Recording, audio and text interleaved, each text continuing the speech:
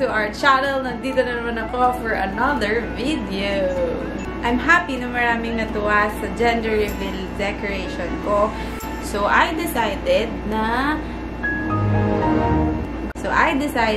beshies, na gumawa ng video kung paano and what are the items that I use. If you're interested, please stay and continue watching.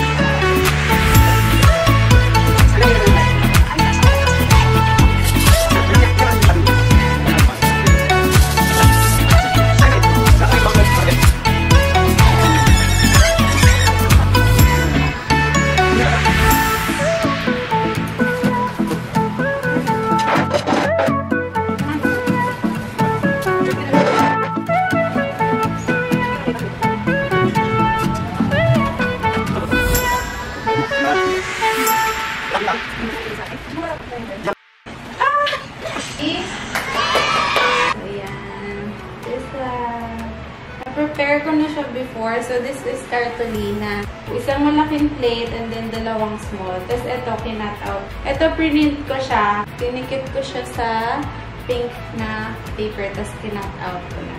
Yan. Same with Mickey. Ito si Mickey. Tada!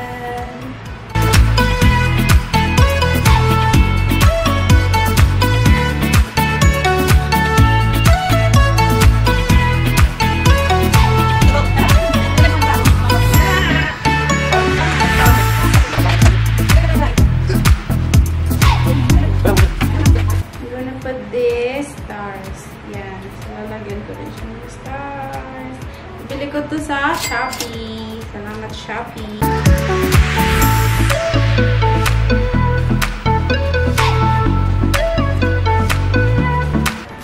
So, this is only 20 pesos isa.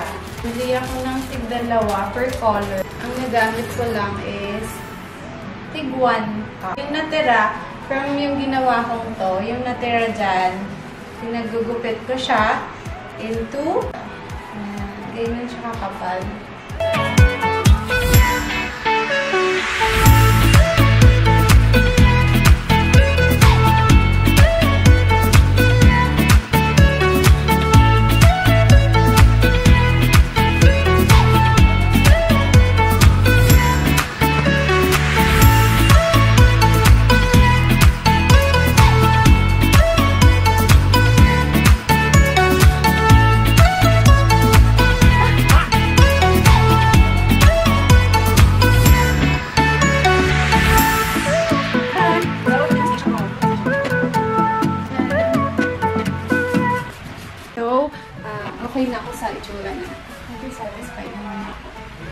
Yan!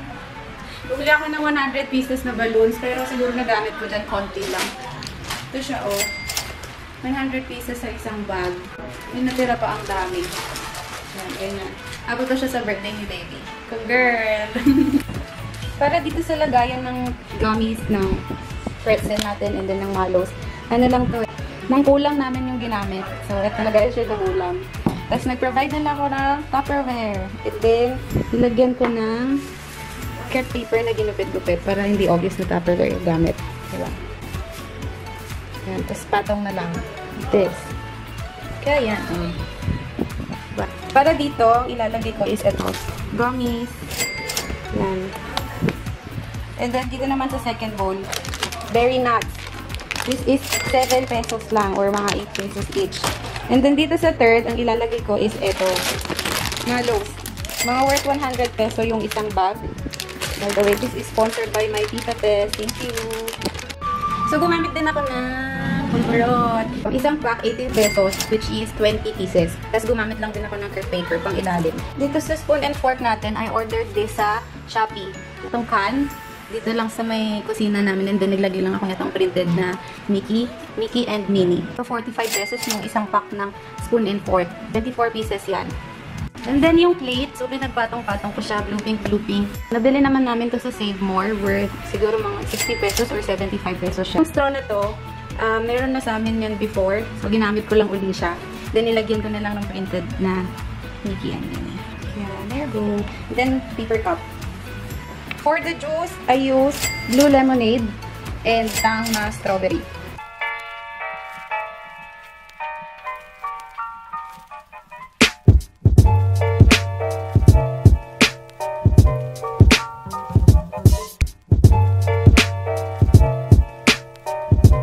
Tip number 1. Look at your available items bago magbibili ng kung ano-ano. Tip number 2.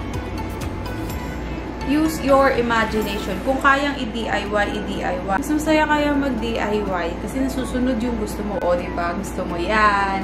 So, use your imagination. Imagination. Tip number 3. Always reuse or recycle items na pwede pa. Katulad ng logo na ginamit ko nung birthday ng aking mother. So, ginamit ko ulit siya ng gender reveal. Kasi hindi nauubusan ng party. So, pwede mo siyang gamitin lang. Yung Mickey Mouse na ginawa ko. Tip number 4. Google, Pinterest, and YouTube are your best friends. So, kapag wala ka ng idea, hindi na talaga kaya.